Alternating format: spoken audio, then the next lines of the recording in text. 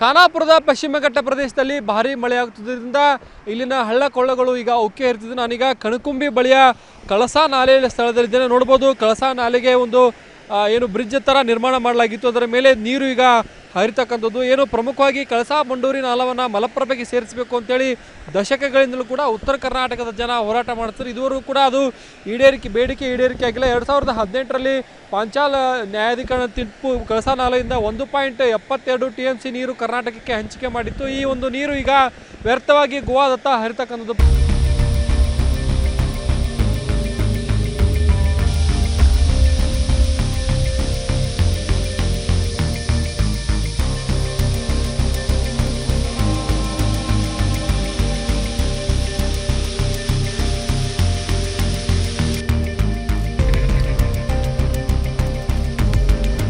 ಪ್ರಮುಖವಾಗಿ ಏನು ಕಳಸಾ ನೀರನ್ನು ಕರ್ನಾಟಕ ಬಳಸಿಕೊಳ್ಳಕ್ಕೆ 5.5 ಕಿಲೋಮೀಟರ್ ಅಷ್ಟು ಟನಲ್ ನಿರ್ಮಾಣ ಮಾಡಿದೆ. ಟನಲ್ ಒಳಗಡೆ ಏನು ಸುಪ್ರೀಂ ಕೋರ್ಟ್ನ ಆದೇಶದ ಅನ್ವಯ ಒಂದು ತಡೆಗೋಡೆ ನಿರ್ಮಾಣ ಮಾಡಿರ್ತಕ್ಕಂಥದ್ದು. ಹೀಗಾಗಿ ಈ ನೀರು ಏನು ಪಶ್ಚಿಮ ಘಟ್ಟಗಳಲ್ಲಿ ಸುರಿತಕ್ಕಂಥ ಭಾರಿ ಮಳೆಯಿಂದ ಬರುವ ನೀರು ಈಗ ವ್ಯರ್ಥವಾಗಿ ಹರಿದು ಗೋವಾ ಹತ್ರ ಹೋಗ್ತಕ್ಕಂಥದ್ದು, ಏನು ನ್ಯಾಯಾಧಿಕರಣದಲ್ಲಿ ಕೇಸ್ಗಳು ಹಾಕ್ತಕ್ಕಂಥದ್ದು, ಪರಿಸರಕ್ಕೆ ಹಾನಿ, ಹೀಗೆ ಗೋವಾ ಒಂದಲ್ಲ ಒಂದು ತಗಾದೆಯನ್ನು ಮಹದಾಯಿ ವಿಚಾರದಲ್ಲಿ ತೆಗಿತಾ ಇದೆ. ಹೀಗಾಗಿ ಇನ್ನೂವರೆಗೂ ಕೂಡ ಅನುಷ್ಠಾನಕ್ಕೆ ಸಾಧ್ಯವಾಗಿಲ್ಲ. ಏನು ಈ ಹಿಂದಿನ ಬೊಮ್ಮಾಯಿ ಸರ್ಕಾರ 1,000 ಕೋಟಿ ರೂಪಾಯಿ ಯೋಜನೆ ಅನುಷ್ಠಾನಕ್ಕೆ ಹಣವನ್ನು ಮೀಸಲಿಟ್ಟಿದ್ದು, ಅದಾಗಿ ಕೂಡ ಆಗಿರಲಿಲ್ಲ. ಏನು 3 ರಾಜ್ಯಗಳಲ್ಲೂ ಕೂಡ BJP ಸರ್ಕಾರ ಇದ್ದಾಗಲೂ ಕೂಡ ಯೋಜನೆ ಜಾರಿಯಾಗಿಲ್ಲ.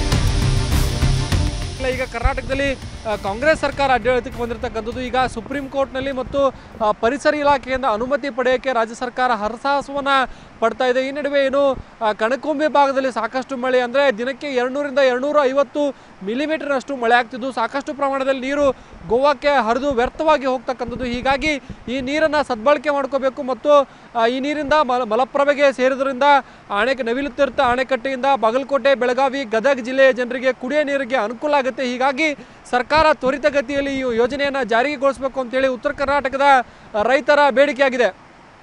ಚಂದ್ರಕಾಂತ್ ಸುಗಂಧಿ, ನ್ಯೂಸ್ 18 ಕನ್ನಡ, ಬೆಳಗಾವಿ.